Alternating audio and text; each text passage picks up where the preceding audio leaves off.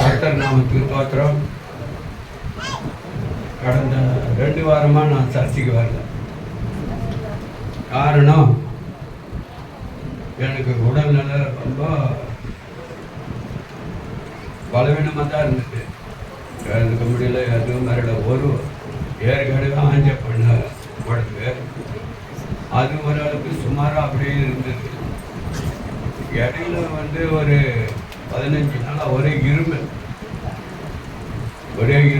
சளி, ஒன்றுமே முடியல. உடம்பெல்லாம் வலி, ஆழம் இல்லை. எவ்வளோ நாள் ஹாஸ்பிட்டலுக்கு ஐசப் ஹாஸ்பிட்டலுக்காக போய் அப்பப்போ புகை வச்சுக்கினேன். அப்பப்போ வந்துக்கின்னு ஒரு 3 நாள் வைப்பானுங்க. 3 நாள் வச்சு பார்த்தா ஓரளவுக்கு சுமாராக இருந்தது.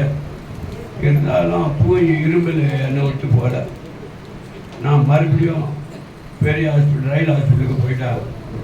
அங்கே போனால் அவங்க எல்லாட்டும் சரி நீ போய் எக்ஸ்ரே எடு, அது எடு, எல்லாத்தையும் எடுத்துன்னு வா அப்படின்னு சொல்லிட்டு பிளட் டெஸ்ட் எடு, யூரின் டெஸ்ட் எடுத்துன்னு வா, சளி டெஸ்ட் எடுத்துன்னு வா அப்படின்னு சொல்லி எல்லா டெஸ்ட்டும் எடுத்துன்னு வா அப்படின்னு சொல்லிட்டு நாளைக்கு தினம் மறுபடியும் நான் அந்த டாக்டரை போய் பார்க்கணும்.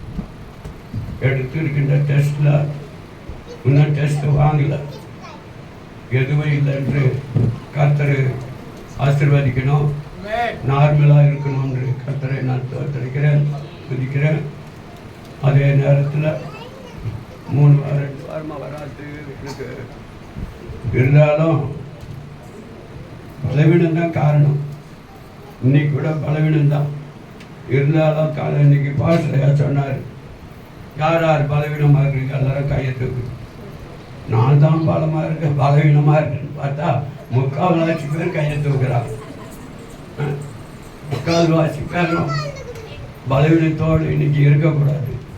வீட்டுக்கு போகிறப்ப நல்ல சுகத்தோடு அவங்க போகணும். கர்த்தர் அவங்களுக்கு ஆசீர்வதிக்கணும். கர்த்தருடைய நாமத்துக்கு தோத்திரம்.